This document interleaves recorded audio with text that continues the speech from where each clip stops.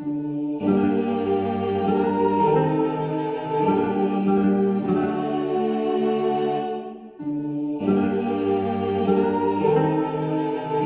ce temps-là, au cours du repas que Jésus prenait avec ses disciples, il fut bouleversé en son esprit et il rendit ce témoignage.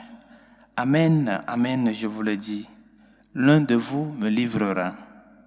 Les disciples se regardaient les uns les autres avec embarras, ne sachant pas de qui Jésus parlait. Il y avait à table, appuyé contre Jésus, l'un de ses disciples, celui que Jésus aimait. Simon-Pierre lui fait signe de demander à Jésus de qui il veut parler. Le disciple se penche donc sur la poitrine de Jésus et lui dit, « Seigneur, qui est-ce » Jésus lui répond, « C'est celui à qui je donnerai la bouchée que je vais tremper dans le plat. » Il trempe la bouchée et la donne à Judas, fils de Simon l'Iscariote. Et quand Judas eut pris la bouchée, Satan entra en lui. Jésus lui dit alors, « Ce que tu fais, fais-le vite. » Mais aucun des convives ne comprit pourquoi il lui avait dit cela. Comme Judas tenait la bourse commune, certains pensèrent que Jésus voulait lui dire d'acheter ce qu'il fallait pour la fête ou de donner quelque chose aux pauvres. Judas prit donc la bouchée et sortit aussitôt. Or, il faisait nuit. Quand il fut sorti, Jésus déclara, « Maintenant, le Fils de l'homme est glorifié et Dieu est glorifié en lui. Si Dieu est glorifié en lui, Dieu aussi le glorifiera et il le glorifiera bientôt. Petits enfants, c'est pour peu de temps encore que je suis avec vous. Vous me chercherez et comme je l'ai dit aux Juifs, là où je vais, vous ne pouvez pas aller.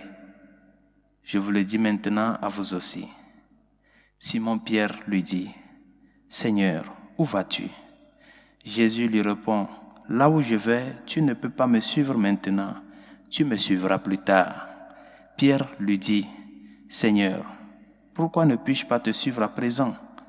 Je donnerai ma vie pour toi. » Jésus réplique, « Tu donneras ta vie pour moi? Amen, amen, je te le dis, le coq ne chantera pas avant que tu m'aies renié 3 fois. » Acclamons la parole de Dieu. Louange à toi, Seigneur Jésus.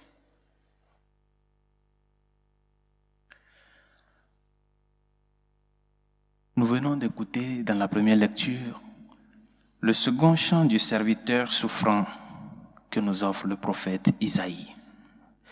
Toute cette semaine, la liturgie de la Semaine Sainte, surtout la liturgie de la parole de la Semaine Sainte, nous propose en première lecture les 4 chants du serviteur souffrant.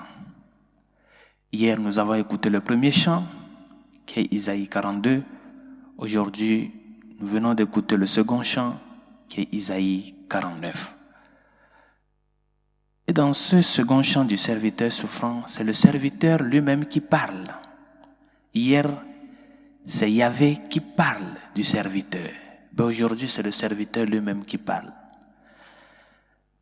Mais il parle pour nous dire que son identité de serviteur ne dépend pas en premier de lui, mais de Yahvé qui l'a choisi. C'est le Père qui l'a choisi pour être, ou bien pour prendre sur lui cette responsabilité de serviteur. Ce serviteur qui sera le Christ lui-même, qui portera la croix, qui portera sur lui les péchés de l'humanité. Je fais de toi la lumière des peuples pour que mon salut parvienne à toutes les nations. Bien chers amis, le Seigneur vient te dire qu'il est la lumière qui vient illuminer les ténèbres et l'ombre de la mort qui t'entoure.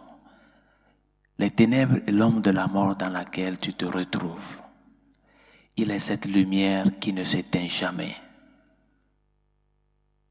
Il vient te dire, ne l'oublie pas. C'est moi qui vais te montrer le chemin à suivre. Judas a choisi délibérément de ne pas se laisser illuminer par le Christ. Il a œuvré en le traitionnant. Il a œuvré en pleine nuit, comme l'a dit l'Évangile. Il faisait nuit. Combien sont ces Judas qui continuent par œuvrer dans l'ombre pour trahir le Christ à travers ces petits-là qui les entourent?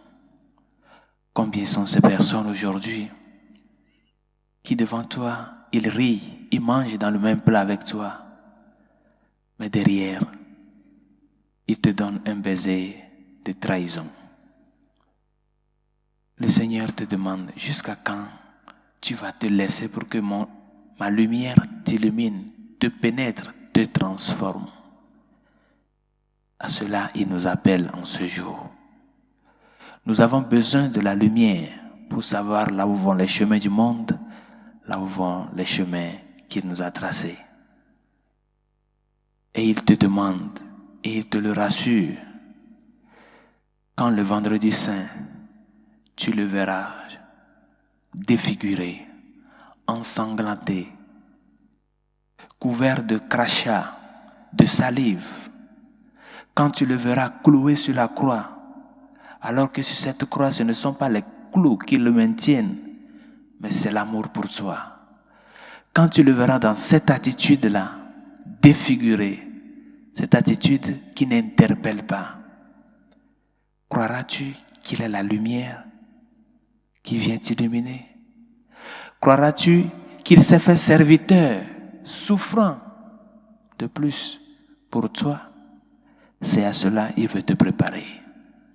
Que quand viendra ce jour, lève les yeux sur lui et continue de croire que celui qui est sur la croix, c'est le Dieu fait homme pour les hommes. Si je traverse les ravins de la mort, je ne crains aucun mal, car tu es avec moi. Ton bâton me guide et me rassure, nous dit le psalmiste. C'est ce chant qui doit être notre force, bien chers amis, en ce jour. Pour que quand viennent les moments difficiles, même si notre Dieu est en train de traverser la souffrance, n'oublions pas que c'est par là qu'il a passé pour nous sauver. Mettons notre confiance en lui et continuons de cheminer après lui à sa suite pour parvenir à la lumière qu'il est, pour nous laisser illuminer par lui qui est venu pour nous et pour notre salut. Que sa grâce nous y aide.